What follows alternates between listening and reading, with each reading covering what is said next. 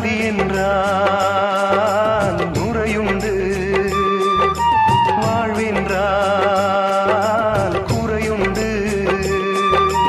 ஐப்பசி வந்தால் அடைமழை காலம், சிலராயுள் முழுதும் ஐப்பசி மாதம்